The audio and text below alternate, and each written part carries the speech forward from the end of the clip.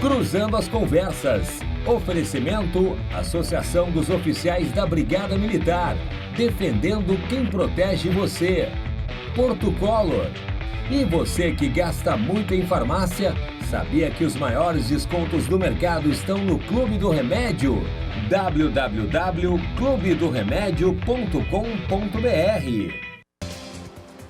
Boa noite, mais um especial do Cruzando as Conversas de fim de ano, aqui na RDC TV Digital. Nosso programa vai ao ar sempre de segunda a sexta, logo após o Dois Toques, e você nos acompanha pelos canais 24 e 524 da Claro Net TV e também pelas redes sociais, @RDC TV Digital, em todas as plataformas, no Instagram, no Facebook, no Twitter e no YouTube, também no nosso podcast. É só procurar o Cruzando as Conversas. Estamos no Spotify, Google Podcasts e demais agregadores. E você nos encontra também no site rdctv.com.br. Clique na aba Podcasts, procure o Cruzando as Conversas e nos acompanhe através do seu smartphone, a hora que você quiser, offline, quantas vezes você quiser. O nosso programa é um oferecimento da Associação dos Oficiais da Brigada Militar, defendendo quem protege você. E de Porto Color Soluções Gráficas. A Porto Color atende pelo WhatsApp e você pode ter o serviço da Porto Color na sua casa pelas redes sociais. Então siga lá a Porto Color nos canais que ela tem nas mais diversas plataformas. Nosso programa de hoje continua a examinar as perspectivas para 2021, cenário político, econômico. E hoje no programa eu tenho o meu querido amigo Ayrton Favarin, advogado e conselheiro de administração. Favarin, bem-vindo, boa noite. Boa noite, Macalossi. Mais uma vez é muito prazeroso estar nessa bancada, que os debates aqui são ricos e a gente consegue trazer situações muito prósperas do Estado e do Brasil para serem vistas aqui de uma forma muito única. Favarin que esteve aqui no especial de Ano Novo do ano passado. Acredito que sim. E como nós erramos todas as nossas previsões para 2020, esperamos a gente não errar para 2021, mas é que 2020, né, Favarin, foi completamente atípico. Ninguém imaginava nada. Não temos como errar, né? Porque pior do que está não vai ficar, né? É a lógica do tiririca, Favarin. Quem eu também tenho a satisfação de receber, minha amiga Júlia Tavares, presidente do Instituto de Estudos Empresariais, um dos mais importantes think tanks do Brasil. Júlia, bem-vinda, boa noite, tudo bem? Boa noite, Macalossi. Muito obrigada por mais uma vez me convidar para estar presente aqui hoje. Um tema super importante, né? Espero que a gente tenha um 2021 mais leve e um mais feliz e otimista do que 2020. Muito bem. Meu querido Nicolas Liberato, diretor executivo do Students for Liberty Brasil, também está aqui. O Nicolas que assumiu aí o comando da entidade não faz muito tempo, né, Nicolas? Bem-vindo, boa noite, prazer recebê-lo de novo. Boa noite, Macalossi, obrigado pelo convite. Espero que a gente consiga fazer um debate muito interessante sobre as perspectivas para o próximo ano e que assusta um pouco, mas acredito que a gente tem uma perspectiva de melhora agora com o próximo do fim da doença. Muito bem. Tão próximo do fim não estamos, ao contrário do que disse o Bolsonaro. Do fim da doença não estamos, quem sabe estamos chegando no início da solução dela, né, com as vacinas aí ficando prontas. O nosso programa aqui conta com a sua participação, não deixe de mandar a sua mensagem nas redes sociais, a sua interatividade sempre é muito importante. Eu vou começar com o Nicolas, que assumiu a diretoria executiva do Students for Liberty Brasil. Nicolas, fala um pouco sobre a entidade, fala um pouco aí sobre os teus projetos para 2021 à frente dela. Bom, perfeito. O Students for Liberty é uma organização internacional cuja missão é educar, desenvolver e empoderar a próxima geração de líderes da liberdade. A nossa ideia, então, é preparar jovens lideranças que querem ter um impacto real dentro da sociedade para que consigam desenvolver os seus projetos e realmente alcancem esses objetivos seus, se desenvolvendo profissionalmente e também agindo localmente dentro de uma melhora social. Para o próximo ano, a gente espera que, superado esse momento de pandemia e de fechamento todo, a gente consiga voltar para as universidades e continuar expandindo o nosso alcance dentro das universidades e dentro também do debate sociopolítico brasileiro. Então, a gente quer fazer campanhas que foquem tanto em direitos humanos, com relação à capacidade empreendedora do Brasil e, ao mesmo tempo, educar os nossos universitários sobre a importância da liberdade na sociedade. E o Students for Liberty está no Brasil há quanto tempo? O Students for Liberty ele nasceu no Brasil em 2013. Ele é uma... E tem uma confusão, né? Uma vez até eu me confundi falando contigo. Eu confundi Students for Liberty com Estudantes pela Liberdade. Mas não é a mesma coisa. Na realidade, o Estudantes pela Liberdade foi a primeira versão do Students for Liberty Brasil. Depois a gente fez uma mudança de novo por problemas de marca. Mas hoje a instituição é a mesma. Então ela nasce ao mesmo tempo. Era que nem Guerra nas Estrelas e Star Wars. Um problema de marca e unificaram tudo Star Wars. Exatamente. Né? Aí ficou Star Wars Guerra nas Estrelas. A gente só chama de Students for Liberty Brasil mesmo. Muito bem. Júlia Tavares, tu ias tomar posse e o governo do estado não te deixou tomar posse. O que aconteceu, afinal de contas? Na verdade, né, eu iniciei uma gestão no meio da pandemia e acho que vou entregar ela continuando na pandemia. A diretoria do IEE, ela muda tradicionalmente em maio, né? Dia 1º de maio, a nova diretoria sempre assume. A gente teve um Fórum da Liberdade bem atípico, né? Num momento totalmente online, que foi em abril. E foi inclusive sediado pela RDC TV, nossa parceira. E olha, acho que teremos outro Fórum da Liberdade também em momentos, assim, confusos, né? A gente ia fazer a posse festiva, né, da diretoria agora em dezembro, que a gente, dentro da posse, a gente premia os nossos melhores associados, os associados com maior performance no ranking, que seria agora dia 7 de outubro, em função das bandeiras e dos novos protocolos do governo do estado, a gente teve que cancelar a posse. Mas assim, né, vivemos em tempos muito confusos, onde algumas coisas são liberadas e outras não. Agora, tu sabes que quando nós estávamos no período da eleição, a RDC realizou junto com o LIDE um debate com os candidatos a prefeito. Seguimos todas as normativas e eu não canso de dizer que teve candidato espalhando fake news sobre... Candidato que não foi no debate. A gente espalhou fake news sobre o evento dizendo que nós não estávamos seguindo as regras, que não havia espaçamento, estava amontoando pessoas. Imagina se o Sheraton, se o LIDE e se a RDC iam fazer uma coisa fora do protocolo mínimo. Sabe quantas pessoas saíram de lá infectadas? Quantos registros de infecção nós tivemos no evento? Zero. Sabe por quê? Porque evento coordenado com organização não gera infecção. O que gera infecção, o que gera o espalhamento do vírus é ônibus lotado, ponto de ônibus lotado e festas clandestinas, principalmente. E a fiscalização das instâncias governamentais em relação a esses focos é pobre, paupérrima. Né? Aí vai lá o IEE, que é uma entidade seríssima, organizar num lugar que era na Casa NTX, né? Isso, que com também 12% da capacidade, né? Então, lugares marcados. Que é gigantesco. Mesa para 12 pessoas, seriam só 4 pessoas na mesa, e a gente foi impossibilitado. E é algo que eu acho que revolta, né, Macalossi? Acho que tu falou bem. A gente teve o Araújo Viana, hoje suspenso por liminar, mas funcionando normalmente. E a gente tinha algumas festas privadas com todos os protocolos sendo proibidas de funcionar. Sendo que o que gera aglomeração e o que gera realmente o aumento da infecção são os comícios dos políticos que foram feitos. Foram feitos até o limite, enfim, ninguém seguiu o protocolo em comícios partidários. E as festas clandestinas que a gente sabe que acontecem todos os finais de semana. O IE também fez um debate dos candidatos à prefeitura. Tentou fazer? Não fizemos. A gente teve 5 candidatos participantes do nosso debate. Seguimos todos os protocolos, obviamente. Tivemos... No primeiro turno, no segundo turno não teve, porque a Manuela não foi, né? A gente fez no primeiro turno, a Manuela não foi no primeiro turno. Aliás, eu questionei isso, né?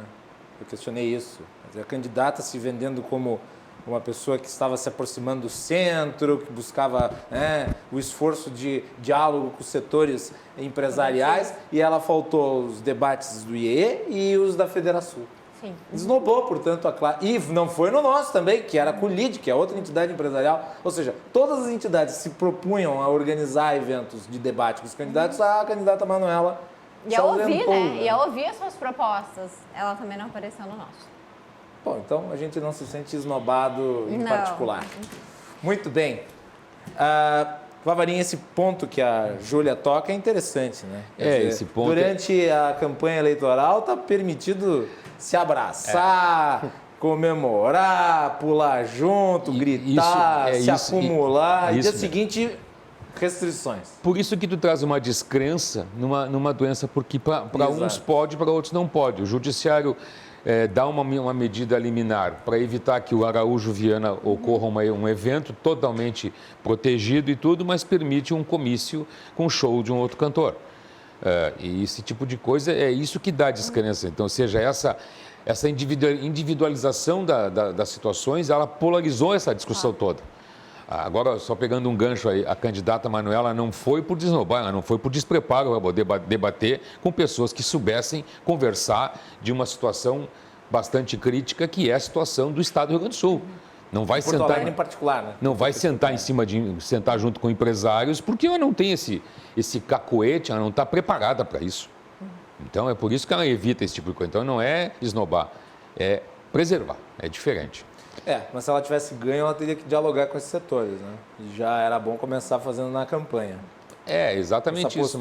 Essa postura denotou um duplo padrão de conduta. Uma coisa no discurso, na retórica, outra na prática. Acho que demonstra, né, Macalossi, a falta realmente, que ela realmente nunca quis dialogar com esses setores, né? Acho que nem na campanha ela conseguiu enganar isso por muito tempo, porque ela não se propôs aí nesses ambientes que se discutia e que a gente faz uma discussão propositiva, enfim, tenta construir caminhos juntos, né? Então, eu acho que ela demonstrou o perfil dela. O IE é uma entidade que há muito tempo dentro do Rio Grande do Sul, desde que eu conheço o IE, ele vem sempre pautando pela melhora numa ponta, melhora na outra, busca pessoas que possam trazer alguma coisa para dentro do município e em prol do Estado. Não é porque a Júlia está aqui, é verdade. Exatamente o IE isso. convidava a gente de esquerda para debater. A gente convida. Ciro Gomes é pluralista, exatamente frequentemente palestrante. Então, tu perdeu uma oportunidade, se tu tem realmente a intenção de vir a governar um município, perder a oportunidade de sentar com um time seleto de pessoas que fazem parte dentro desse instituto, com um time seleto que são os empresários, porque eu não conheço nenhuma empresa de esquerda. Então, toda empresa trabalha para ter o lucro, para ter o resultado. O lucro é uma operação contábil, é o resultado. Então, ter essa oportunidade de sentar e discutir, e conversar, e dizer e ouvir, isso tem que ter um grau de preparo, um grau de condição técnica e até de qualidade de ensino. Mas a cognição de entender isso é muito difícil para quem não quer entender. Agora, só mais um ponto em relação a isso que a Júlia tocou, que eu achei importante, né? Eu não tinha me ligado nisso. Realmente, as comemorações dos políticos todas, claro, vão comemorar, mas o problema é o seguinte, como disse o Favarin, desmoraliza qualquer conselho, qualquer recomendação que eles tenham a dar no dia seguinte, a vitória. Por exemplo, saíram criando restrições, quer dizer, até que eu me eleja, está tudo liberado. Depois disso, está tudo restrito. E daí o cara fala, não, mas nós não vamos autorizar nem Natal e nem Réveillon. Quer dizer, quem é que vai fiscalizar?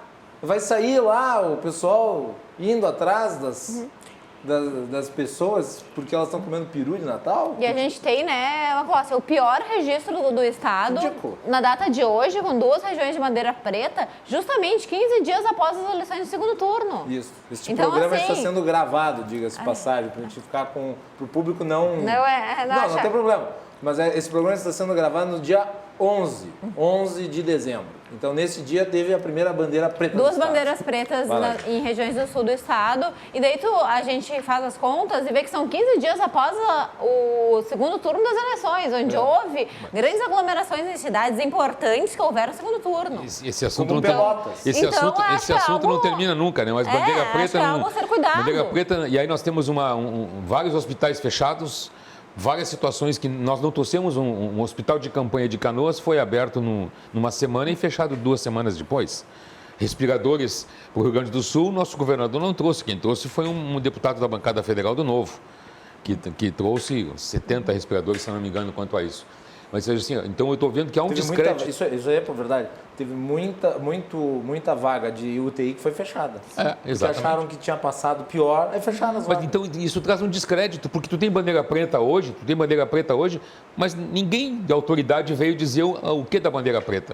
Tu só tem as informações que tu capta em algum ponto e outra. E com essa projeção enorme de fake news, em nível alarmante, como é que tu vai confiar nessa informação se a autoridade de saúde pública estadual não vem a público dizer, olha, é assim, assado. Nós temos estádio de futebol fechado, jogos que poderiam estar lotados, não tem ninguém. operações, situações do Instituto, pouca gente. Situações políticas, pouca gente. Agora, um showmício está permitido. É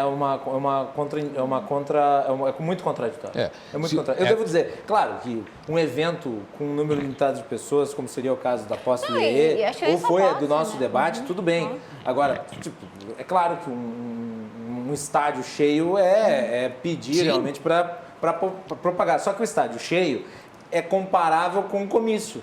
Mas evidente e daí que o comício pôde. E a gente tem, né, uma coisa assim... Nem comício, as festas da Vitória, as festas de Vitória, reunindo um monte de gente. Aqui em Porto Alegre, os churrascos em lugar. informais.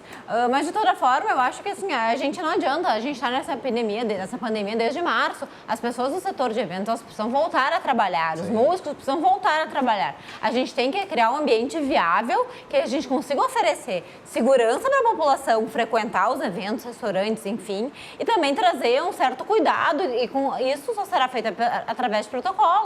Não tem como parar todo um setor, toda uma cadeia produtiva para sempre, ou até todo mundo cerimonizado. Acho que é algo assim, chega a ser algo que é uma ingenuidade acreditar nisso. As coisas estão acontecendo, então que elas estejam acontecendo de forma de protocolos e regulamentadas. Mas esse assunto que tu tocasse é imprescindível. Se nós tivéssemos protocolos para tratar todas as situações de crise no Estado ou até em nível nacional, seria muito melhor tratado. Nós não temos esses protocolos. E sendo fiscalizados corretamente. Exatamente isso.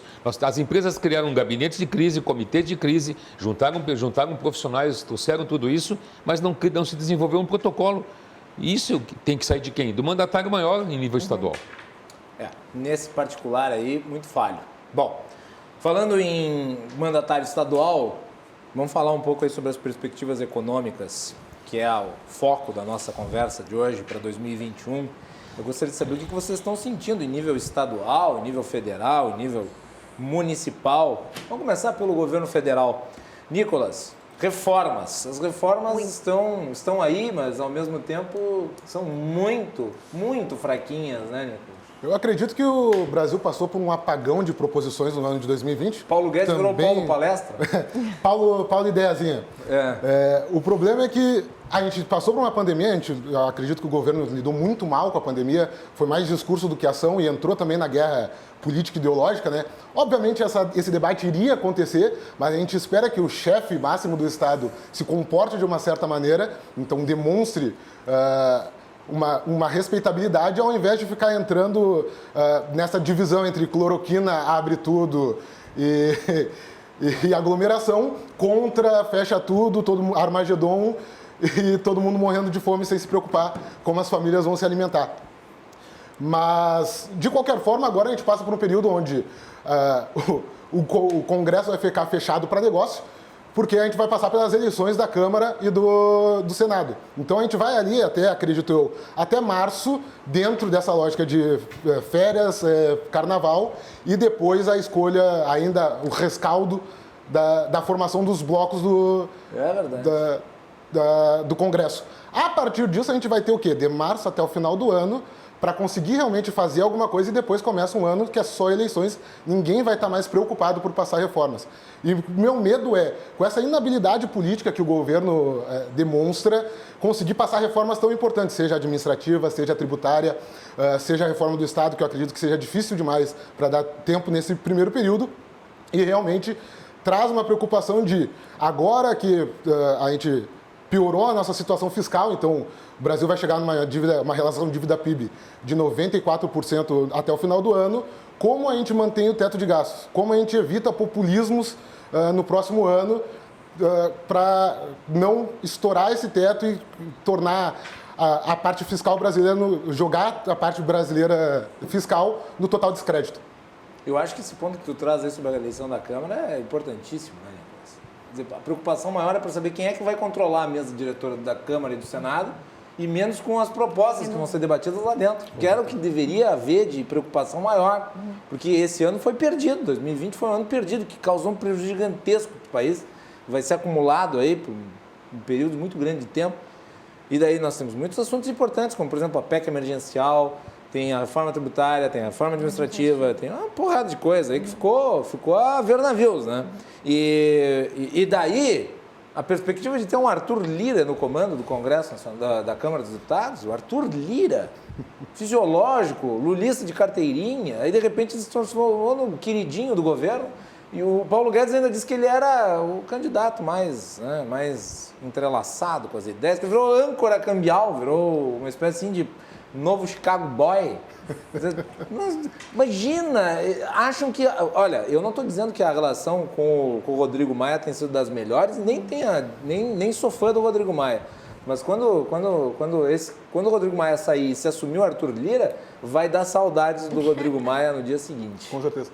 A gente não pode esquecer também que o político ele vai trabalhar pelo voto. Então, o salário do político, a motivação dele vai ser sempre o voto.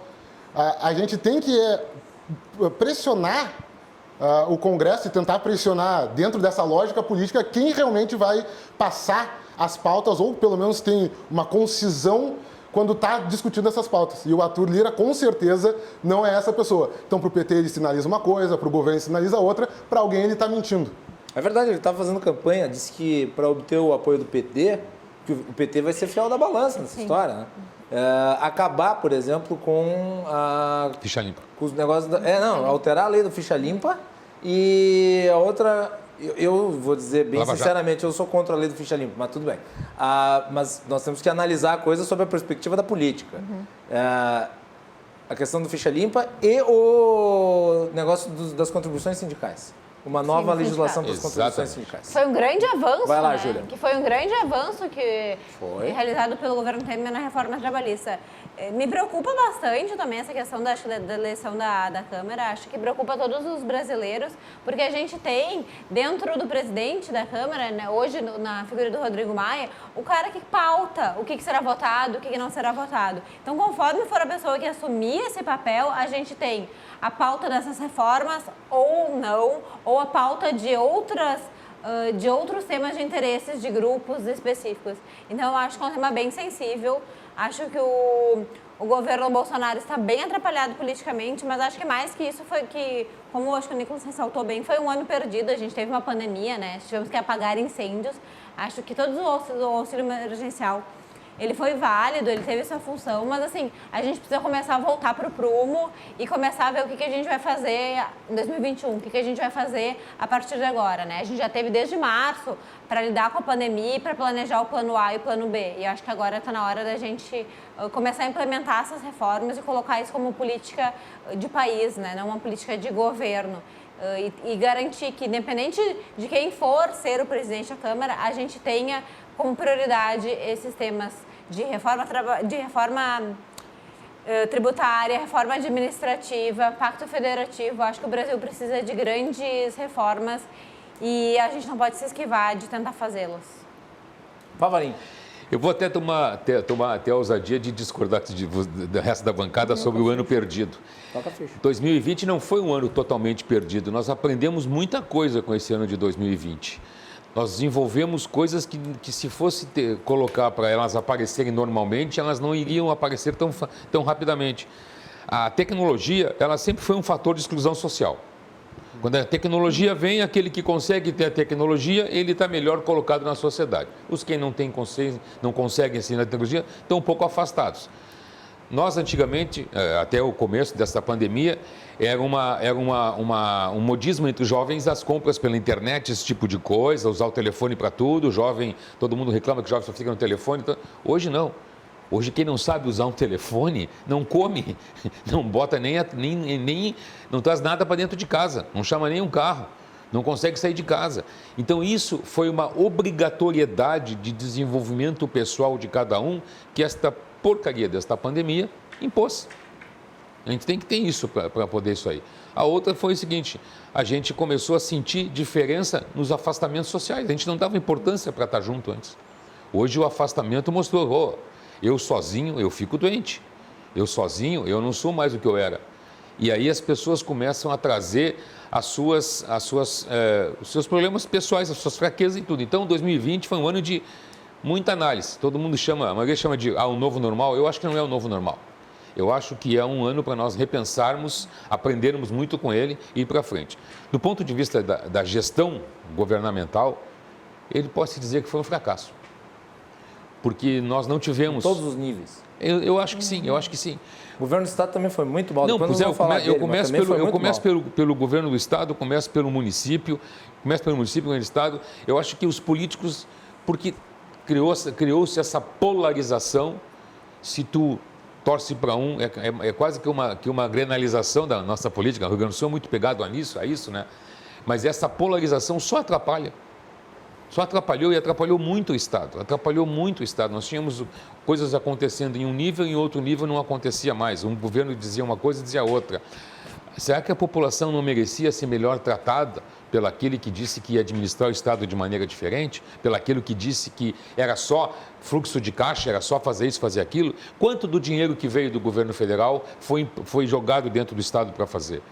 O governo federal jogou 6,87 bilhões de reais em ajuda para as pessoas. Isso foi o que mexeu na questão econômica. Mas isso tem um custo. Tem. Ele não gerou a maquininha de fazer dinheiro na Casa da Moeda, entregou dinheiro para todo mundo. Quem é que vai pagar isso? Todo dinheiro que é produzido tem que ter um lastro. Fora da produtividade, ele é inflação contratada. Claro. E é o que se viu aí no fim do ano. Aumento expressivo nos itens básicos de consumo. A pandemia cutucou o vírus da inflação. O vírus da inflação. O vírus da inflação está vindo e está chegando aí. A gente vê no supermercado. Por que nós tivemos aquela política totalmente de ameaçadora e de constrangimento à questão do preço do arroz? Porque houve a crise de arroz na Ásia e é mais fácil para nós e mais barato para os arrozeiros venderem. Não, e fora que com o preço do dólar se torna atrativo vender no exterior. Tu vai faturar em dólar, depois tu troca por real. Então tu bota menos produto no mercado interno e mais no mercado externo. Exatamente. Isso também contribuiu. Mas inequivocadamente o fato de ter um grupo maior de pessoas indo para o mercado que não estavam nele fez com que houvesse escassez e, portanto, eventualmente até e aí a gente cai em cima de algumas bobagens, como, por exemplo, o preço do arroz está R$ 8,00 um saco de 4 quilos, 5 quilos, seja lá o que for. Mas tu vai ver um preço de um salgadinho fabricado de maneira industrial, ele está quase 2 vezes isso. Então, a gente tem que estudar um pouco mais as coisas antes de falar em alimento. A questão, por exemplo, das proteínas animais. No Brasil, nós produzimos muito tudo e o preço que está... E alguma política foi feita em função disso? Alguém pensou nas populações de baixa renda? Não. Política social, política monetária e política fiscal, elas são indissociáveis. Se tu quer um país preparado, tu tem que juntar essas 3 coisas e trabalhar. E nós estamos hoje com uma briga de ninguém sabe o que está fazendo. A meu ver, estamos perdidos. Antes de devolver para o Nicolas e para a Júlia, o único ponto que eu discordo do que tu falaste foi em relação à questão da tecnologia ser um fator de segregação social. Eu discordo pelo seguinte, Favarin, não me parece a tecnologia o fator de segregação social. O que me parece é o Estado, através da sua incompetência, gerar esta segregação. Por exemplo, quando nós tivemos aí a questão da privatização da telefonia. O Estado tinha um monopólio da telefonia brasileira e, obviamente, isso segregava porque apenas os mais ricos tinham acesso. Quando foi desestatizado, quando foi entregue à iniciativa privada, mesmo com todos os erros, mesmo com todas as falhas, a iniciativa privada fez com que houvesse uma democratização do acesso a essa tecnologia. Hoje quase todo mundo tem celular, coisa que seria impensável, ó. Questão de 15, 16, não, mais tempo, 20, 25 anos atrás. 25 anos atrás. Mas eu creio que a tecnologia... Hoje o telefone fixo acabou. Não, ninguém mais tem. O telefone fixo hoje, que era uma coisa que se comprava no mercado... Mas tu concordas comigo, no caso? Eu discordo de ti em alguma situação. Eu acho que quando a tecnologia vem, ela não vem para todos. Ela vem para um grupo seleto. Sim, ela começa sempre... Claro, e aí, é porque quando a tecnologia surge, ela tende a ser mais cara. Mas carro elétrico. Com o desenvolvimento da tecnologia e com a popularização dessa tecnologia, se torna mais barato. Carro elétrico. São as leis de mercado, né? Exatamente isso. Mas o carro elétrico, ele vai vir, claro, com preço mais elevado, porque ele tem todo um custo de produção e de desenvolvimento, e no momento ele vai se popularizando e vai baixando. Então, eu acredito que isso... Então, eu me refiro nesse aspecto, entendeu? Eu me refiro nesse aspecto. E a gente conseguir popularizar isso vem muito em questão de baixar preços e conseguir aumentar a escala. Eu falei em carro elétrico, os painéis solares. celulares. Antigamente era um absurdo tu conseguir comprar painel solar para poder celular, fazer. Né? Hoje a gente tem mais celulares no Brasil do que no número então, de habitantes. isso que eu me refiro, quando a tecnologia vem, ela sempre vem para aqueles que podem, que entendem. Agora, importante dizer o seguinte, Fale. quer dizer, a tecnologia vem, mas o Estado atrapalha, porque, vejam só, nós, por exemplo, celular, nós estamos saindo um pouco do assunto, mas não importa, o tema é bom. E a conversa tem que ser assim mesmo. O celular, por exemplo, a tecnologia é ótima, mas a média da qualidade do celular brasileiro é ruim, porque é muito caro os melhores celulares. Pós-imposto. Como, por exemplo, o iPhone. Tu converte um iPhone, tu vai comprar, o sujeito, aí quem tem possibilidade compra no exterior. O pessoal viaja para comprar porque é mais barato. E tu pode E tu não paga converter por imposto aqui, né? 5, 6 reais e ainda vale a pena comprar no exterior. E tu acaba não pagando imposto aqui, né? Então a gente tem impostos tão altos Isso. que então. Foi o que tu falou, né? O governo atrapalha até quando ele tenta ajudar. Vamos voltar aqui para a questão das reformas. Nicolas, tocasse no teto de gastos, eu acho que é um tema importantíssimo. O teto de gastos gerou economia, pouca gente fala disso. Né? Pois é. Eu ia te passar a palavra para tu falar um pouquinho mais a respeito. Ele gera economia porque ele realmente demonstra que a gente, ao invés de criar novas formas de gastar, continuar criando postos de trabalho para servidores públicos ou qualquer outro gasto do gênero, a gente vai ter que mexer nos gastos para eles serem mais eficientes. Então, ele limita, ele é um limitante, mas eu não acho que ele seja um limitante muito eficiente, na realidade. Então, vai depender muito da vontade do governante em si, mais do que o teto ser uma garantia que não vai acontecer esse furo. Agora, tem um monte de gente que está louca para furar o teto, né, Nicolas? Isso já acontece? O quê? O teto? Que teto? Que teto? Não, o teto não existiu em 2020 por causa da pandemia, mas até 2019 tinha teto. E é algo importante, né? Porque eu acho que é uma lei básica que todo mundo conhece dentro das suas casas, que tu não pode gastar mais do que tu recebe. E no momento em que tu extrapola o teto de gasto, tu imprime dinheiro e aumenta o teto, e de onde é que tu gera essa receita extra? Então, eu acho assim, é algo tão básico que me impressiona a gente discutir isso e ter pessoas que defendem o aumento do teto de gastos públicos. Porque hoje, assim, acho que é uma lição. É uma palavrinha mais bonita, eles usam flexibilização. Flexibilização do teto. Porque eu acho que é algo que todo mundo, toda a população, todo cidadão já conhece na sua casa e já aplica. E é muito estranho o governo não conseguir aplicar isso porque não é conveniente, né? Mas é que 10 anos, olha só, quando a lei do teto de gastos ela surgiu, ela foi por um período de 20 anos. Era a ideia original do governo. 20 anos. Acho que o judiciário respeita o teto de gastos? Acho que tem juiz que ganha no teto de gastos? Mas está no teto.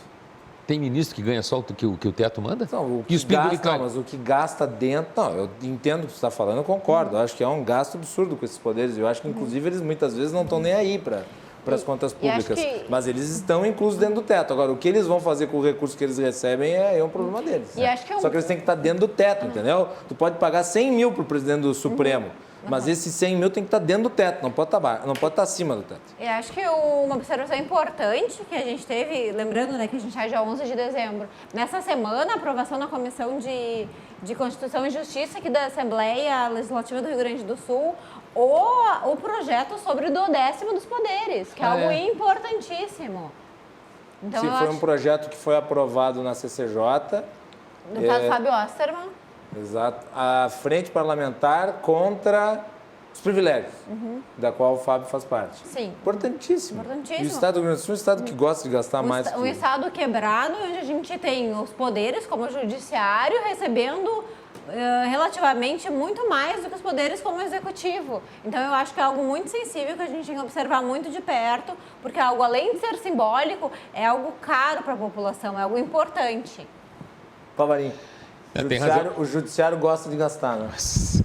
Porque, E daí, quando isso foi uma coisa boa que o governador fez, ele apresentou um projeto de orçamento realista, congelando a despesa... Andou? A despesa... Agora me foge a palavra. A despesa vegetativa, o crescimento vegetativo. Aí sabe o que o judiciário fez? Teve uma decisão de um dos magistrados do TJ dizendo que era inconstitucional. Depois o TJ inteiro votou pela inconstitucionalidade da lei orçamentária que foi apresentada pelo governador e aprovada por ampla maioria na Assembleia. Quer dizer, os dois poderes cumpriram a sua função, porque é função do Executivo apresentar a lei orçamentária, função do Legislativo aprovar a peça orçamentária. Aí os dois fazem isso, o que o Judiciário diz? Ah, não, porque é nosso direito sacrossanto aumentar as despesas.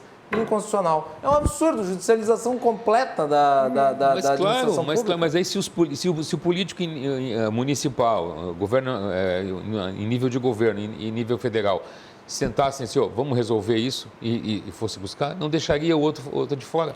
E o Poder Judiciário, ele faz isso por quê? Porque ele está mexendo no caixa que ele não administra. Mas a minha opinião, e assim, a opinião pessoal, é que o Judiciário pouco conversa com a população.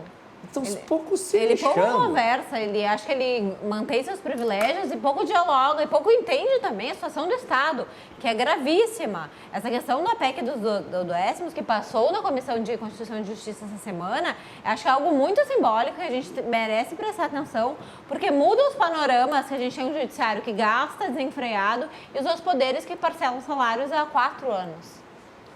É uma distorção, inclusive, entre os funcionários públicos. Sem dúvida. Com certeza, porque todo funcionário de empresa privada, na pandemia, teve 25% de redução do seu ganho salarial.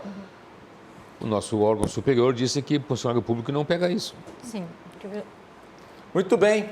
Vamos fazer um intervalo. Na sequência, nós voltamos aqui com o Cruzando as Conversas, seu programa de análise e debates. Estamos hoje recebendo Ayrton Favarin, advogado conselheiro de administração, Júlia Tavares, presidente do Instituto de Estudos Empresariais, e Nicolas Liberato, diretor executivo do Students for Liberty Brasil. Você continua na nossa audiência pelos canais 24 e 524 da Claro Net TV e pelas redes sociais @RDCTV Digital. Nós já retornamos.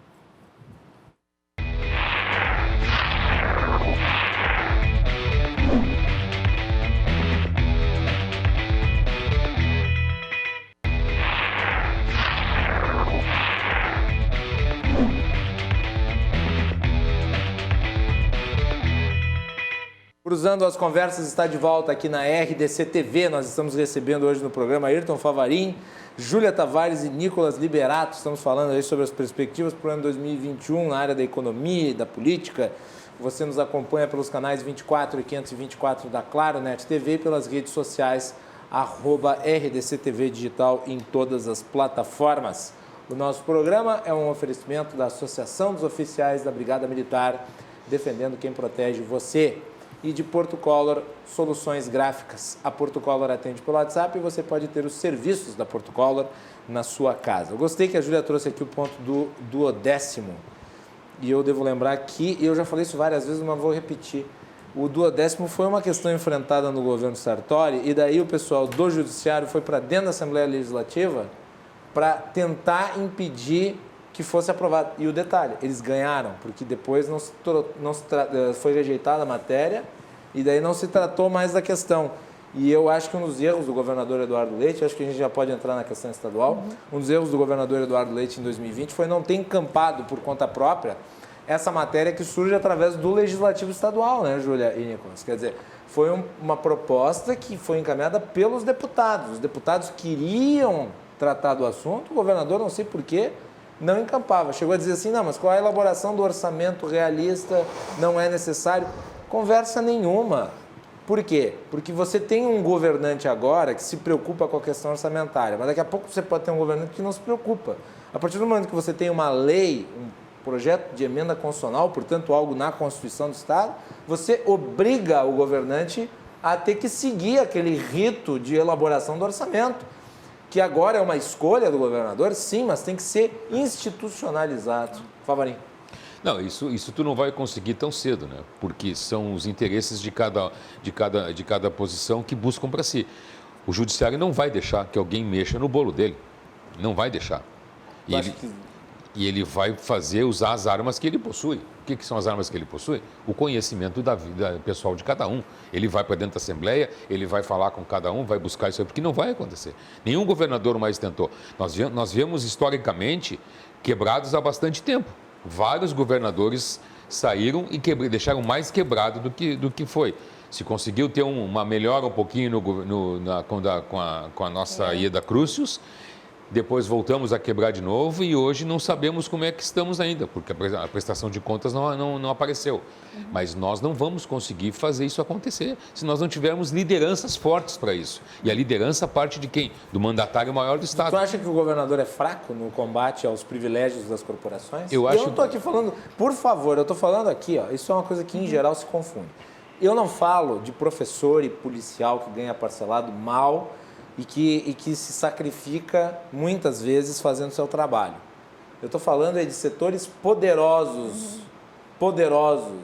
do funcionalismo e que não estão a reboque do executivo, estão no legislativo e principalmente no judiciário. Eu não falo que ele não falaria que seria fraco, mas eu falo que ele demonstra pouca vontade de chamar para si a responsabilidade de melhorar a gestão da coisa pública no Estado do Rio Grande do Sul. Fazendários, dá para incluir nesse bolo. Sim. Então eu vejo pouca vontade dele de melhorar a gestão do Estado, a qual ele disse que era tão fácil de fazer. Então, e na verdade, né, a gente tem entre os servidores do Executivo que recebem salários parcelados há 4 anos, um dos principais beneficiários com a PEC do 12º.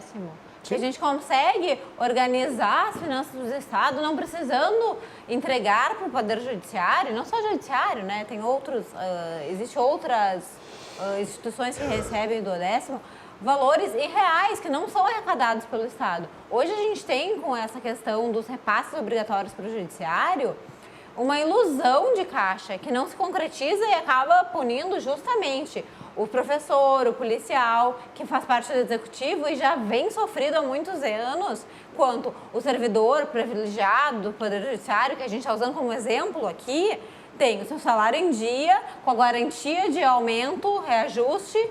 Então, assim, é algo muito insensível, eu acho. Acho que o Poder Judiciário ele é insensível com a realidade da população e com a realidade do Estado. Então, acho que é algo que a gente deve se preocupar e deve se indignar também. Mas eu acredito que nessa Assembleia Legislativa haja mais disposição para votar uma mudança dessas do que havia na legislatura anterior, em que o tema do 10º foi rejeitado. Mas a Júlia essa Assembleia votou a favor, temos que ser justos. Essa Assembleia votou a favor da privatização, essa Assembleia votou a favor da reforma administrativa. É uma Assembleia reformista. É uma Assembleia mais reformista, né? E também o momento pede, né? A gente precisa fazer algumas coisas porque o Estado está quebrado. Então, se a gente não agir agora, a gente não tem mais como pagar de jeito nenhum. Acho que vale contar também do Código Ambiental, que também foi uma reforma importante. Então, assim, é uma Assembleia reformista, a gente espera e torce que a gente consiga mudar outras coisas do Estado que estão gritando, né? O edital da CE está saindo agora, né? Sim. O edital da CE está saindo agora, né? Vamos ver o que nós vamos dar nisso aí. Lembrando que foi autorizada a venda, mas agora me parece estar no período de valuation.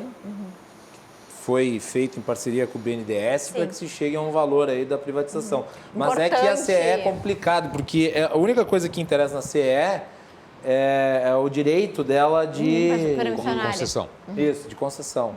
O resto não vale a pena. Mas esse é um peso morto, né? A gente se livrar desse peso morto, a gente ter pelo menos a arrecadação de CMS, que hoje a CE não gera, acho que já é um grande alívio, né? Já é uma grande folga que a gente vai ter no orçamento do Estado. Importantíssima a privatização da CE, não discuto isso, mas eu acho que tem muitas coisas a serem feitas. Acho que aproveitar esse momento, né, que a gente está tão mal como Estado, a gente tem uma liminar que nos libera de pagar a dívida com a União, que é algo também que é ilusório, uma hora essa conta vai chegar. Então, aproveitar essa folga e esse momento para fazer reformas realmente estruturais e importantes para o Estado. Não, detalhe, é uma liminar que pode ser cassada a qualquer momento. A gente é pendurado, né? Literalmente pendurado. Pendurados no pincel. Mas eu acho que nesse governo ela não vai ser cassada. Eu acho difícil pela questão da pandemia, principalmente. Mas tudo estudo de futurologia, né? Assim, tudo acho que não vai ser cassado. Pode vir a ser, a gente não tem de onde tirar o dinheiro para pagar. Então, assim, é bem complicado. Eu acho que a gente também já passou a hora da gente começar a pensar no Estado de uma maneira ampla e que ele precisa se pagar e precisa ser eficiente, né? Eu vejo até como uma oportunidade, na realidade. Já que a gente está nessa situação de estar pendurado, vincular também uma reforma tributária do Estado, aproveitando a reforma tributária federal, para assim conseguir continuar recebendo esses recursos. Mas a discussão da reforma tributária até tentou ser feita no ano 2020, só que o projeto do governo do Estado foi horrível. O projeto do governo do Estado aumentava os impostos, aí não nos adianta. Aí depois, inclusive, o governo do estado reapresentou os projetos através da tentativa de majoração das alíquotas. Ou seja, ele reaproveitou os elementos da reforma tributária que tinha sido rejeitada pelo parlamento, tanto é que nem foi a votação, e daí colocou em projetos aleatórios apresentados numa espécie de refogado legislativo. Um refogadão, vamos lá, né? Um refogadão legislativo que foi apresentado na maciota, vamos utilizar a expressão, na maciota, para tentar ser aprovado. Não dá, né? E parece que não tem alternativa. Ou aumenta o imposto ou estamos lascados. Mas peraí, aumento de imposto não gera maior produtividade. E nem mais caixa. E nem mais caixa. Nem mais caixa. Muito pelo contrário. Curva de Laffer. Tu consegues explicar para o público, Nicolas, o que é uma curva de Laffer? A curva de Laffer, ela explica a relação entre o aumento de impostos e o aumento de arrecadação. A partir de certo nível de impostos, tu tem uma inversão da arrecadação porque tu não consegue mais, não há mais interesse dos empresários de continuar investindo em novos negócios. Então, tu para de conseguir aumentar o teu nível fiscal. Basicamente, 100% de tributação tende a 0% de arrecadação. É isso. É isso. No momento que tu torna algo tão caro, ninguém compra, tu não gera nenhum imposto. E se eu não me engano, me corrija, Nicolas e Júlia, se eu estiver errado, mas os estudos econômicos indicam que quando se alcança 30% de arrecadação, ou algo que valha 30%, mas algo próximo a 30%, você já estoura o limite da curva. É isso? Que é o que a gente tem na majoração do ICMS, né? A gente mantém energia, combustível, tudo com 30%, que é uma alíquota bem pesada. E no caso, são itens, né, Favarinho, que são de consumo regular. Sim, mas é isso que Bem de consumo. O governador até agora não deu sinais em nenhum momento que queria fazer uma reforma tributária sem aumentar tributo. O que ele quer fazer é aumentar tributo, ele está pensando somente na arrecadação. E aquele produto que tinha uma alíquota, tinha uma alíquota zero ou uma alíquota menor, está subindo assustadoramente, como o caso da cesta básica. Isso não é fazer uma reforma tributária, isso é melhorar o caixa, só tentar melhorar o caixa. Isso vai aumentar o quê? O pagamento as pessoas não vão fazer, vai começar a ter mais escambo, entendeu? E tu não consegue melhorar teu caixa. Informalidade. Esse tipo de coisa. Então, tu prejudica, na verdade, toda a população porque tu não consegue, o Estado não tem dinheiro a cumprir a obrigação dele com o povo. Agora, uma coisa importante ressaltar, eu tenho falado frequentemente isso, que não adianta querer iludir as pessoas de que se chegou ao pagamento do salário dos servidores em dia com base na política fiscal do governo do Estado. O governo do Estado conseguiu pagar em dia por conta dos repasses. Evidente que sim. Tem que ser dito. E essa falta de clareza, transparência do governo do Estado. E daí está se utilizando isso para viabilizar o discurso do aumento de tributos. Viu como é importante? Viu como tem que ser assim? Com a alíquota majorada eu consigo pagar. Mas não tem nada a ver com a alíquota majorada, porque a alíquota estava majorada e na oportunidade anterior atrasava, com a alíquota majorada. Claro, e nós com uma crise de saúde temos hospitais fechados dentro do município de Porto Alegre. Eu acredito que a reforma tributária, a proposta que o governo do Estado propõe, não vai passar, que é essa questão do aumento do ICMS. Mas acredito que acho que é a oportunidade de a gente rever custo. A gente não tem mais capacidade de gerar mais imposto, de pagar mais imposto. A gente tem estado machucado, a gente está saindo no meio, enfim, numa pandemia, as pessoas não têm mais capacidade de investir, não existe mais dinheiro na rua. A gente precisa diminuir o tamanho do Estado para dar uma folga para as pessoas, reduzindo o custo, com privatizações, com reformas administrativas, com a questão do duodécimo. Então, eu acho que o governador e o governo do Estado estão olhando o lado errado da moeda. Em vez de querer aumentar a arrecadação, que já está no limite, eles têm que abaixar custo. É que, na verdade, só comentando o que a Júlia falou, nós tivemos um choque na demanda, né? Nós temos uma queda brusca na demanda e com isso o que aconteceu? As empresas não começaram a produzir mais, então começaram a se consumir os estoques que tinham, não investiram mais em estoques. Quando começa o mercado a dar uma reagida, tu não tem estoque, o preço aumenta e aí tu vai ter gerando a inflação. E, Nicolas, quantas empresas saíram daqui? Né? Quer dizer, empreendedores picando a mula e, óbvio, você não tem incentivo para que outras sejam criadas no lugar delas. Né? Mas é que tá, tu não tem segurança jurídica. Os impostos estão sempre aumentando no Estado. A gente vê o aumento do salário dos servidores, aumento do salário do judiciário. A gente sabe que não vai ter como pagar a conta. Não tem como fazer um investimento num lugar que tu não sabe como é que vai ser o dia de amanhã. Não sabe como é que vai pagar a conta do Estado, vão tirar de ti. Sem contar a conta previdenciária, né? Daqueles que não trabalham mais, que estão só recebendo. Sem contar a conta previdenciária. Vamos lembrar que no ano 2019, aliás, no ano 2020, nós tivemos a perda do Mercado Livre, né? Sim. Como é que se pode abrir mão do Mercado Livre? Vai gerar quantos? Do Mercado Livre, do Dias, Mercado... E de várias outras empresas que saem, né? Que tiram seu domicílio fiscal de Porto Alegre para migrar para São Paulo, que hoje é o centro do país, né? O grande centro econômico. Então, acho que a gente tem que entender, como Estado, que a gente precisa ser mais produtivo, a gente precisa atrair grandes empresas, a gente precisa atrair empreendedores. E acho que uma questão que o Nicolas falou que é muito importante é a questão da segurança jurídica. A gente não tem nenhuma segurança jurídica no Estado. Não. Então, assim, como que as pessoas vão investir, colocar seus esforços, seu dinheiro aqui, sem saber se as decisões podem mudar a qualquer tempo? E, assim, além disso, a gente precisa... A gente viu, aliás, aqui em Porto Alegre, Júlia, a questão da PPP da iluminação pública, que foi judicializada. Um absurdo. Absurdo. Absurdo total. A gente não tem segurança nenhuma. Como é que as pessoas vão investir? A gente tem até, antes de vir para cá, ver a questão da van, do dono da van comentando no Instagram, do prazo que ele demorou para fazer a loja em Pelotas e agora tem que fechar por causa da bandeira preta. Então, assim, a gente não consegue ter uma previsão de quando vai abrir, de como vai funcionar, de quais são as regras. Isso atrapalha muito. A gente já tem uma localização desprivilegiada, porque a gente já está no canto do país, a nossa logística já não é competitiva e a gente ainda tem um estado truncado, com grande déficit público, que acaba gerando essa questão do aumento do imposto e da insuficiência da máquina pública e da incapacidade da máquina pública ser ágil e ser competente. Então, a gente não pode mais viver nesse estado que a gente vive, né? Sem contar que também a questão das universidades, centros de tecnologia, que a gente também precisa estar sempre melhorando. O Rio Grande do Sul tem péssima estrutura viária, não há escoamento efetivo de produção, né? Temos um porto um porto ruim, defasado. Defasado. Aí demora quantos anos para inaugurar a Ponte do Guaíba? Felizmente inaugurada, né? 15 anos. 15 anos. 15 anos. Foi inaugurada em dezembro, início de dezembro. 15 anos, e diga-se de passagem, né? Quando estava no governo daquela senhora, ela tirou... Quem é aquela senhora? A Dilma.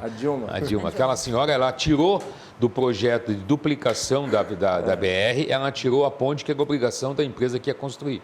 Ela tirou para construir com o dinheiro próprio do Estado, do governo. Até estava comentando aqui com o Rivelino, que é o nosso câmera, nosso cinegrafista, nosso repórter cinematográfico. Os câmeras não gostam de ser chamados de câmeras, gostam de ser chamados de repórteres cinematográficos, mas é o que eles são, repórter cinematográfico. Concorreu ao prêmio Preza, aliás, o Rivelino, que está aqui. Legal. Eu comentava com ele que quando a Dilma Rousseff inaugurou a ponte de Laguna, ela fechou a ponte de Laguna. E eu estava indo para a Laguna. Eu fiquei preso no congestionamento por 3 horas por causa da Dilma Rousseff. No dia da inauguração, eu pensei, não, nós vamos passar hoje, nós estamos indo, nós estávamos indo para Camboriú. Não, hoje nós vamos passar lá na ponte, vai ser uma tranqueira, porque era uma tranqueira desgraçada ali naquela região. Ficava horas. Daí eu pensei, mas vai cair bem no dia da inauguração, que maravilha. Eu devia ter ido no dia seguinte. Eu fiquei lá 3 horas, porque no dia que abriu a ponte estava fechada. Não sei se, tocando de assunto, negócio de investimentos. Desculpe, só para completar, para fazer o link, porque nós fizemos matéria na oportunidade da inauguração da ponte aqui.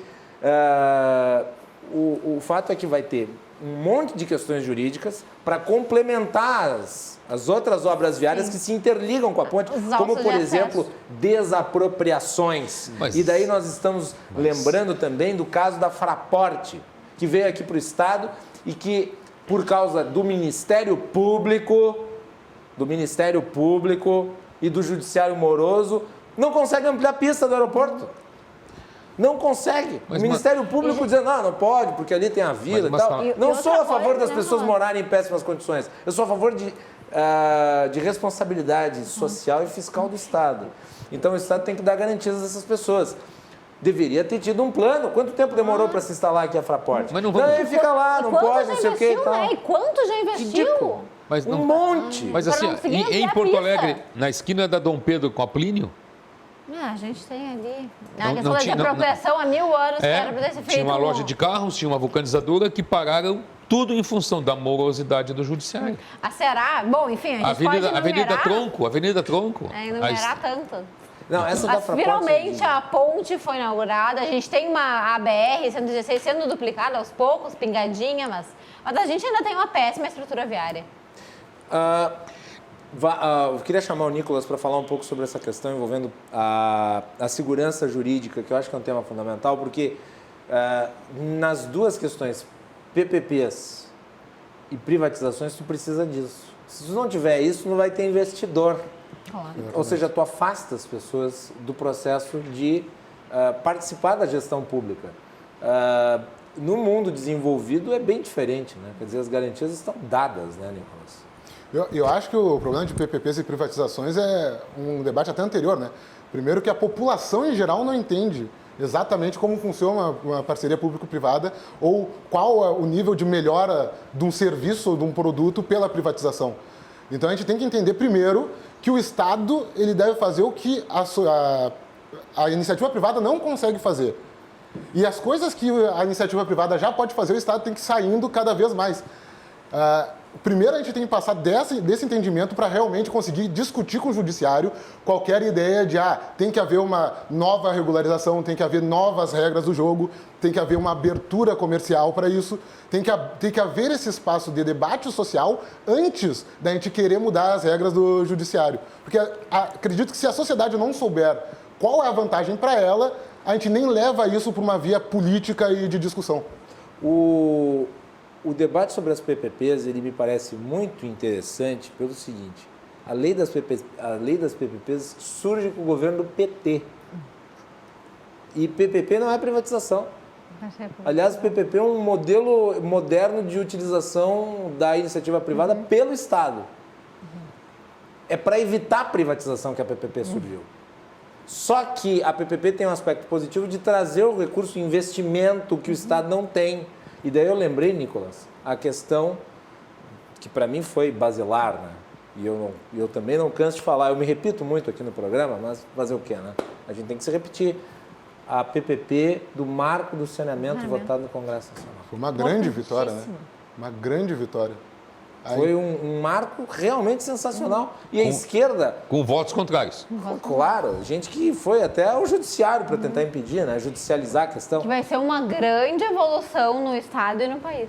Com certeza. O Estado não tem recurso para aplicar em obra de saneamento. Né? E saneamento não aparece, né, Macalossi? Então também os governantes não têm interesse em investir em saneamento, porque não é algo que aparece. É muito mais legal tu investir em viaduto, em pontes, que as pessoas conseguem ver, né? Enterrar a obra. Enterrar a obra. Mas assim, sem dúvida, acredito que o saneamento para a saúde básica, ele é fundamental. Por isso que vai ser tão importante agora a regulamentação, né, que ainda não foi feita. Também já está atrasada para a gente conseguir implementar isso. Esperamos que seja feita no ano de 2021. Né? E me assusta a falta Esperamos de essas coisas pra preocupação da esquerda com relação à vida dos pobres. É um projeto que só tende a melhorar a situação que está hoje e fazem disso de uma guerra ideológica que não se preocupa com o ser humano que está lá, que não tem que pular o valão para chegar dentro de casa. A votação na Câmara dos Deputados, na época, eu lembro dos parlamentares de esquerda dizendo que não era para se vender água dos pobres. Os pobres morando no esgoto a céu aberto. Claro. Essa é a sanidade.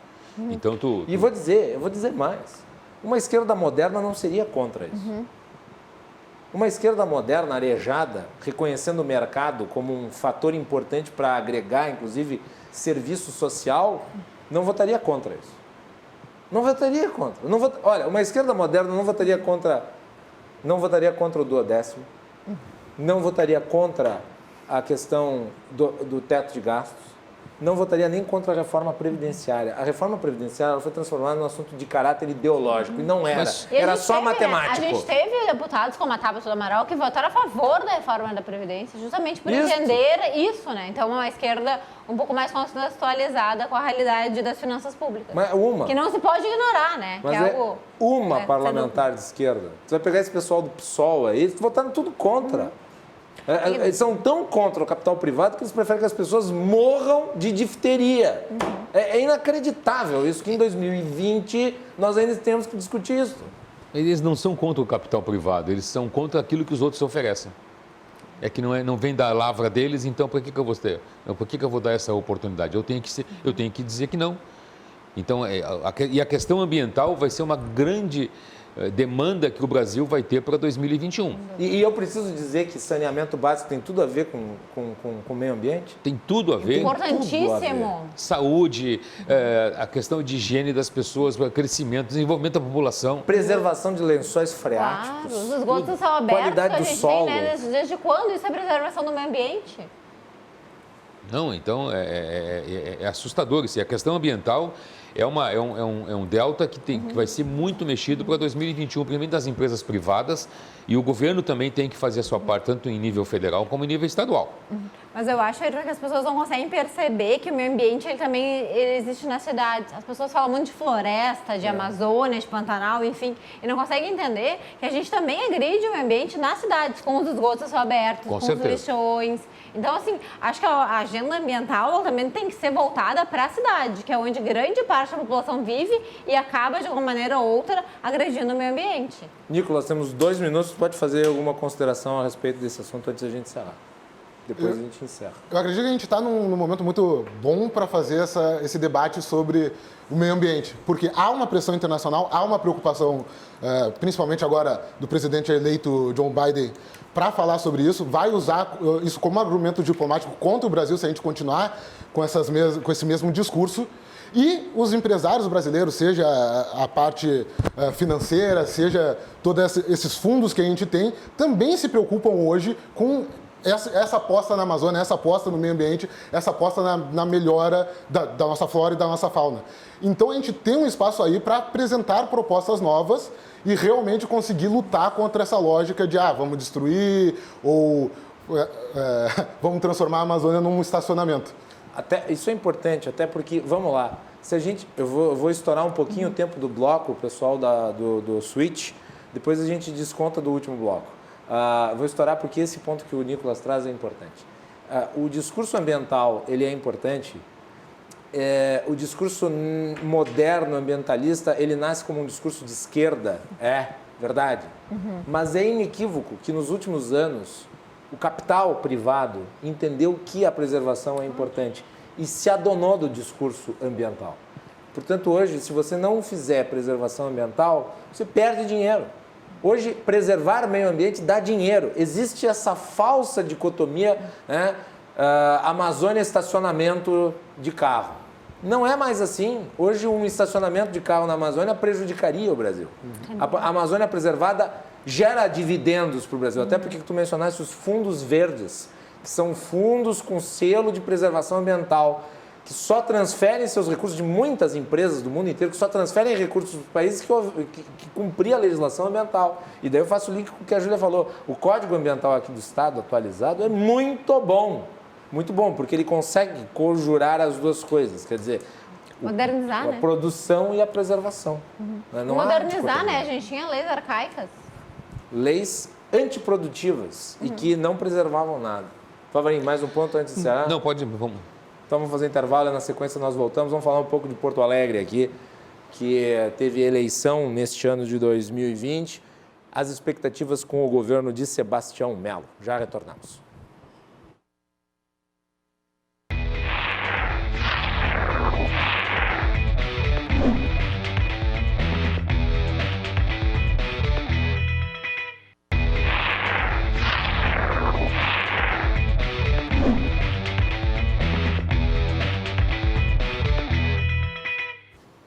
Voltamos aqui com o Cruzando as Conversas, o seu programa de análises e debates, trazendo para você sempre a perspectiva dos nossos convidados no estúdio e também através de videoconferência.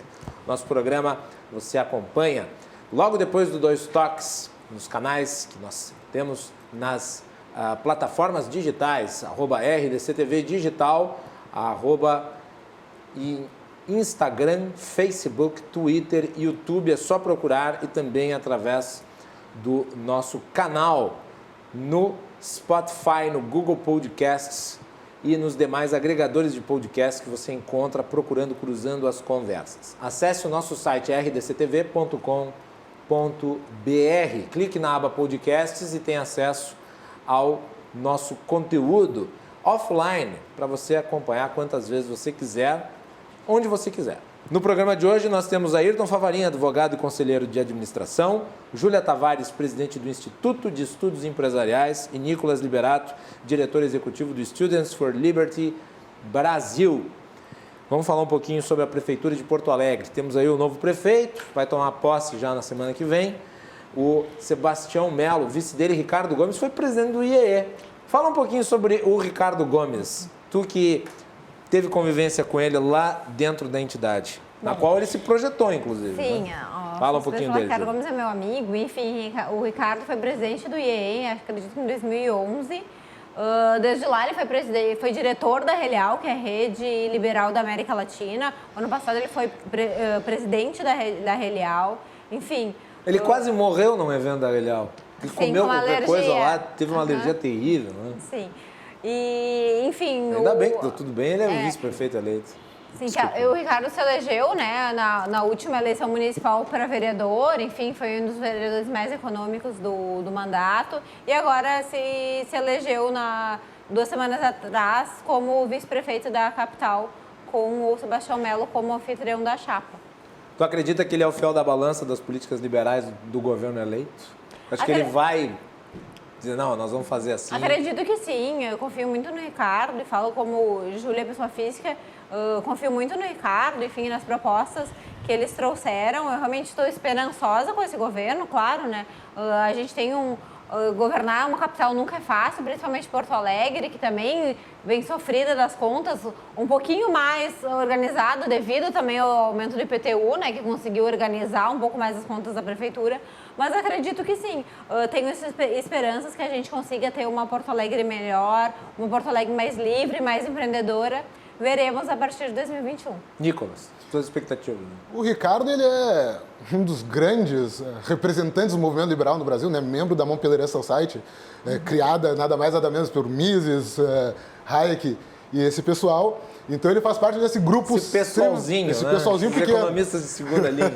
Então ele faz parte desse grupo extremamente seleto. Então ele traz as ideias com uma bagagem teórica muito forte para fazer realmente um governo liberal. E também, não posso deixar de citar que o Melo, ele vem tendo posturas bem liberais no seu mandato como deputado. Então a gente espera que ele mantenha essa tendência e que eles façam realmente um governo liberal na cidade de Porto Alegre, que por alguns amigos é chamada de Havana do Sul. Havana do Sul. Exatamente. Que triste nome para a cidade. Mas Havana é uma cidade bonita, só que o problema é quem governa a Havana, né? Mas é isso, né, Favarin? Tu está com expectativas positivas também? Olha, eu tenho expectativas muito positivas quanto ao Sebastião Melo, até porque ele já tem um passado como vice-prefeito, num prefeito que também prometeu muito e cumpriu pouco, que é o caso do Fortunati, mas ele tem um apoio muito grande do vice-prefeito. E a população toda está querendo que alguma coisa mude em Porto Alegre. Né? Então, eu creio que ele vai ter dificuldade com a bancada para aprovar as coisas. Mas parece que vai ter, mas a Câmara de Vereadores ele tem maioria folgada na Câmara, Favarin. Eu creio que não. Eu creio que ele vai ter dificuldade. Como não? Eu creio que pelos números da Câmara. Ele tem, mas eu acredito que a oposição é muito radical. E acho que... o radicalismo... Mas eu vou dizer, eu vou dizer o seguinte... se o prefeito fosse um bolsonarista, talvez, não é o caso do Melo. Não, porque é um cara do MDB, né? É um homem de centro. É um cara do MDB, um partido que dialoga bem. É isso. Se fosse um bolsonarista com um discurso ideológico mais evidente, talvez esses parlamentares se sentissem mais à vontade para fazer oposição. Mas pelo Melo fazer política como ele faz, a lógica da forma como ele faz política... Sabe o que eu acho que vai acontecer com esses parlamentares que foram eleitos com uma pauta identitária? Eles vão ficar sobrando. Eles são inexperientes.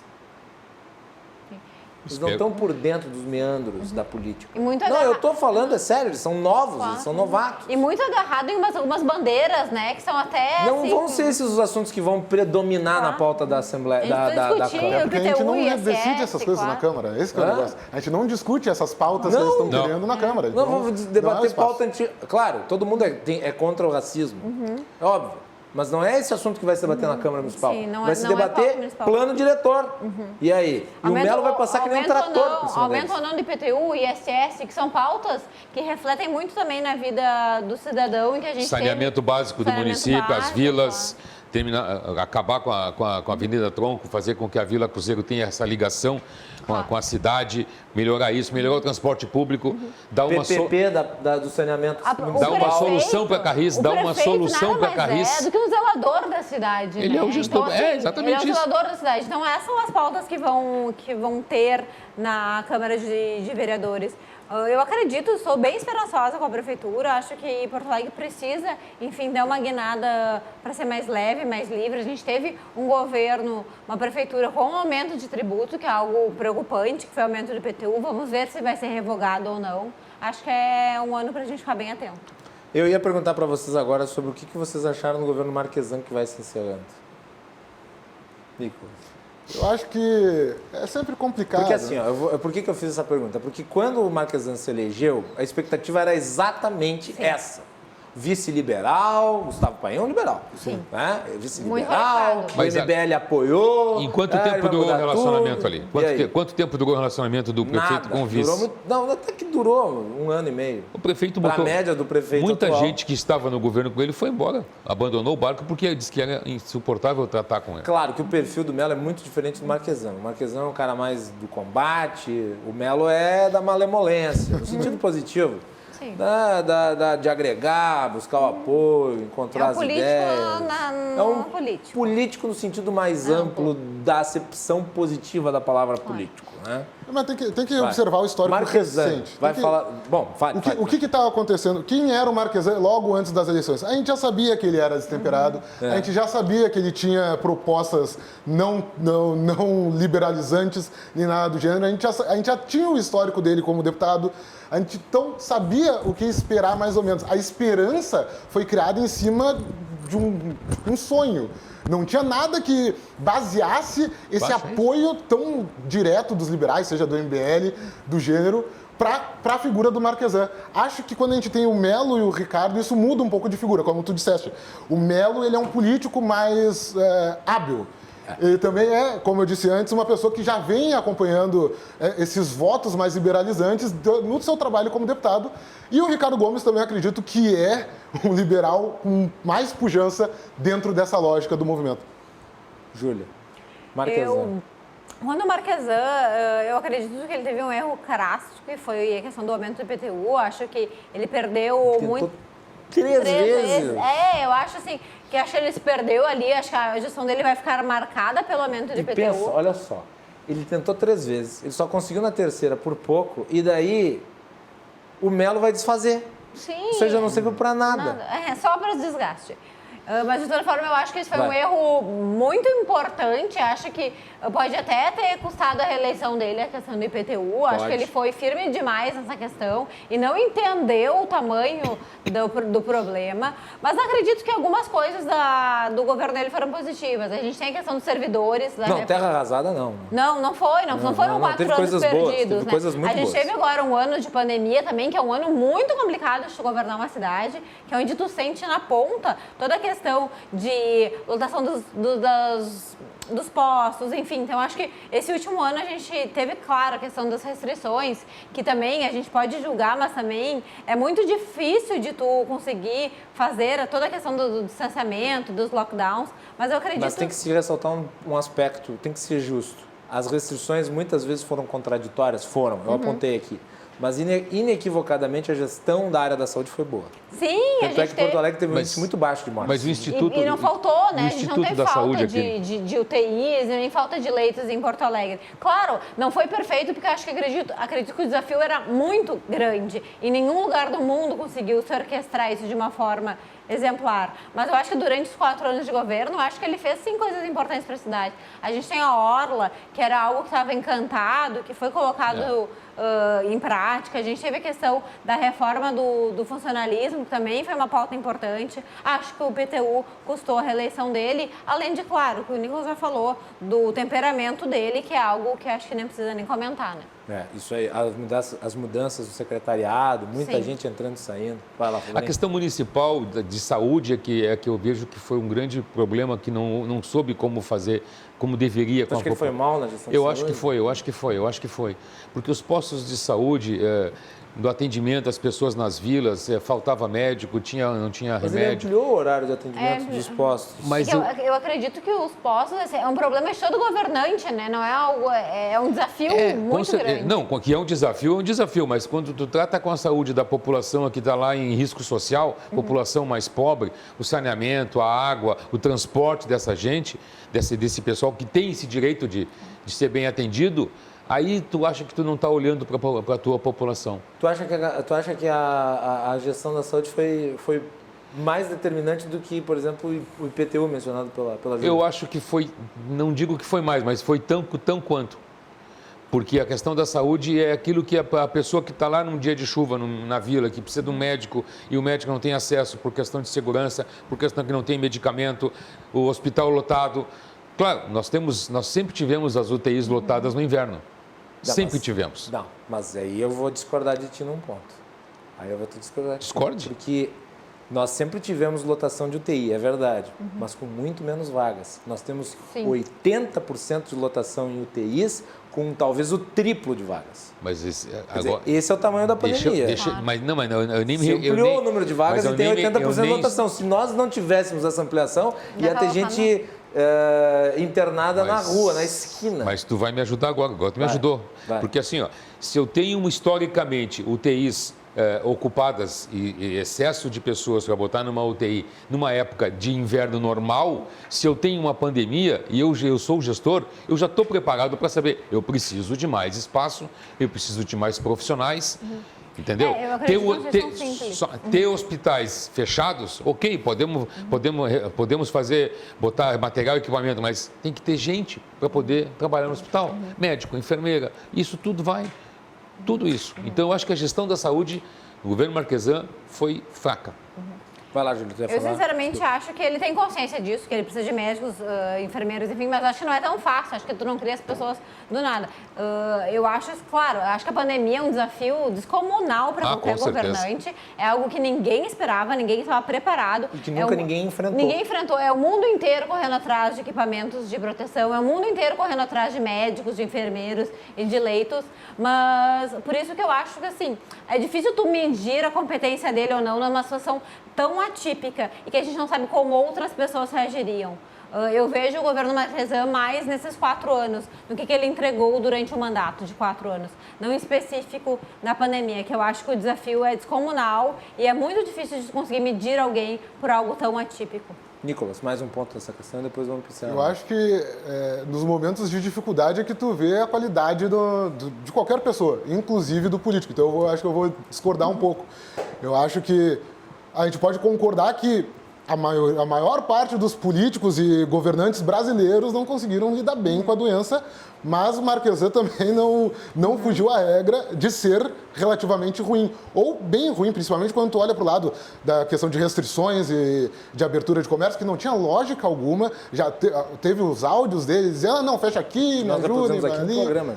Aquilo foi uma vergonha, aquilo foi uma piada com a sociedade porto-alegrense. Então, esse tipo de ações mostram um despreparo que nenhum político deveria ter. Não deveria ter uma pessoa com tanto poder sobre a minha vida agindo dessa maneira. E tem um aspecto que eu acho importante, que é o seguinte, que não me parece que vai ser o problema do Melo, tá? Pelo perfil do Melo, que nós mencionamos aqui. O Marquesan não dialogou durante esse período e era fundamental dialogar. Acho que foi o grande erro dele. Quer dizer, ele afastou muita gente, porque esses áudios que o Nicolas menciona, que nós reproduzimos aqui, foi o único programa que reproduziu os áudios do prefeito que foram vazados, e selecionamos o que íamos vazar, porque fez piada que não devia ter feito, sabe? Envolvendo empresa que é importante. E daí nós não colocamos nada porque podia prejudicar a imagem da empresa. Mas nós reproduzimos os áudios. O áudio era o prefeito basicamente apresentando o seu projeto, mas sem consultar, ele estava informando o que ele ia fazer. E é óbvio que tu tem que ouvir, como prefeito, tu tem que ouvir. Tu tem que criar um consenso. Claro que tem um momento que tu vai decidir, mas quer dizer, a imposição não pode se dar desde o início. Tem que tentar criar uma ideia de conjunto, nós vamos ceder aqui, vocês vão ceder aqui, e nesse conjunto de trocas nós vamos chegar a um... Mas é assim que funciona um gabinete de crise. É, isso que faltou no governo. Faltou a gestão. Eu acho que o Melo não vai ter esse problema. Mas acho que era uma incapacidade do Marquesan, né? Dialogar nunca foi o forte dele. Não. A gente teve, né? O Nicolas falou que a questão das restrições por faturamento, a gente teve coisas assim, sem nem pé nem cabeça. Impedir obras privadas, e as públicas permitir as continuavam. públicas. A gente teve diversas incoerências aí nesse ano pandêmico, mas acredito que o desafio realmente era muito desafiador, assim, muito atípico. Muito bem, nós estamos chegando no final do programa. Passou voando. O bate-papo estava muito bom. Gostaria de agradecê-los Muito obrigado. pelas suas presenças aqui no nosso programa. Nós temos aí uns minutinhos para cada um fazer suas considerações finais, falar sobre projetos e traçar aí, em linhas gerais, o que esperam para o ano de 2021, que está chegando aí. Então, eu vou começar pelo Nicolas. Nicolas, muito obrigado aí, parabéns por ter alcançado a diretoria executiva do Students for Liberty Brasil, que é uma entidade muito importante. Eu gostaria que tu falasse um pouco sobre o que tu pretende implementar, quais eventos que podem ser esperados aí para o ano 2021. Para o próximo ano a gente vai ter várias campanhas, mas a primeira delas e também o nosso evento missão é a LibertyCon. Ela acontece todo ano em São Paulo, no Maxud Plaza. No ano que vem vai acontecer nos dias 2 e 3 de abril. E também vai ter uma parte online, claro, porque a gente considera que até lá a gente ainda tem risco com relação à pandemia.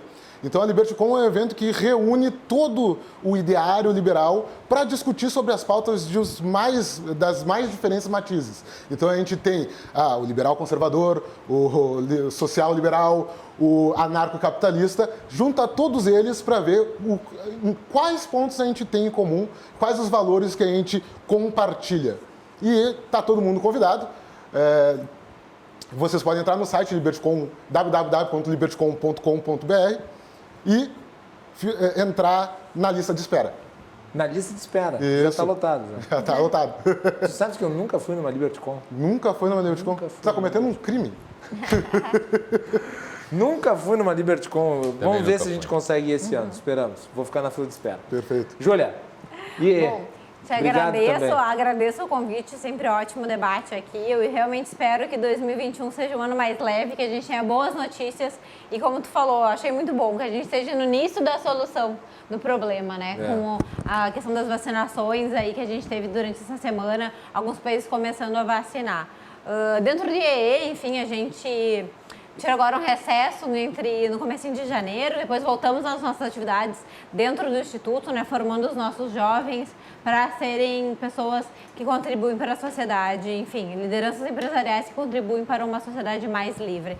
De fora, a gente já tem a data, vai ser dia 12 e 13 de abril na PUC, esperamos todos ideia é fazer vocês. lá ainda. Sim, a nossa ideia é fazer lá, claro, a gente vai se adequar aos protocolos vigentes na época, mas já estamos começando a construir o nosso evento, que será o 34º Fórum da Liberdade. Eu vou no fórum desde 2007, todos os anos. Que honra! Esperamos lá então em Nossa. 2021. Espero, né, que com um ano de boas notícias, um ano mais leve e que a pandemia seja cada vez mais perto do fim.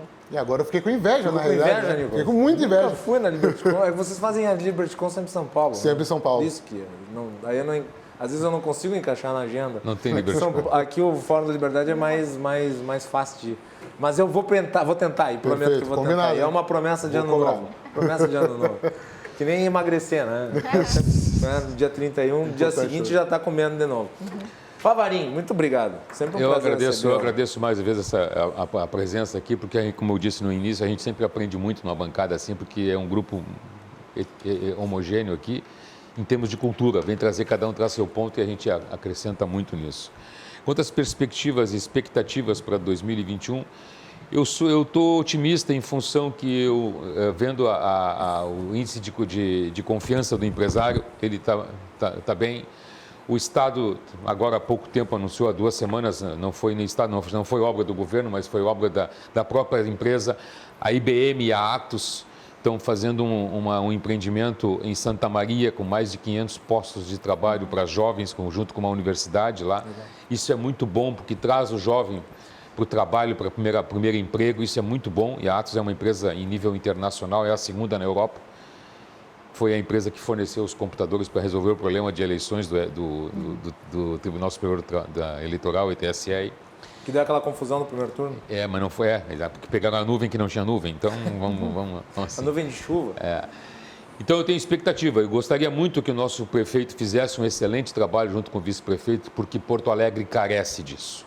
Porto Alegre está precisando disso, Porto Alegre está precisando que alguém que olhe para acessos da Zona Sul, isso que eu não moro na Zona Sul. Porto Alegre está precisando de trânsito, de melhor rua, de acessos, de segurança, de transporte público, que as pessoas consigam ter um transporte de qualidade, porque isso também é saúde, isso também é... Não adianta tu encher um ônibus de pessoas e as pessoas, para ir para o trabalho e voltar do trabalho, passam por isso. Eu acho que assim, Porto Alegre merece isso. Porto Alegre merece isso. Eu tenho expectativas. Muito bem. Esperamos que seja um ano melhor. Eu gostaria de desejar a ti, Favarinho, um feliz e próspero ano novo. Igualmente, muito obrigado. Te agradecer por ter vindo aqui para esse especial de fim de ano. Para ti também, Júlia, feliz ano novo, sucesso. Nicolas também. Obrigado, feliz ano novo. Feliz ano novo aos nossos convidados. Nós voltamos amanhã aqui com mais um especial de fim de ano do Cruzando as Conversas. O Cruzando as Conversas, sempre a partir das 22h15, logo após o Dois Toques. E nos canais 24 e 524 você confere a íntegra das nossas edições e também nas redes sociais, @RDCTV Digital em todas as plataformas. Vocês ficam agora com o RDC Shopping. Boa noite, até mais.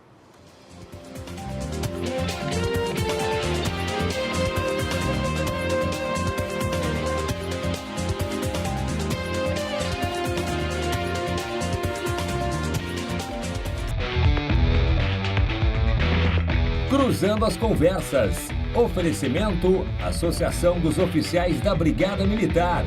Defendendo quem protege você. Porto Color. E você que gasta muito em farmácia, sabia que os maiores descontos do mercado estão no Clube do Remédio? www.clubedoremedio.com.br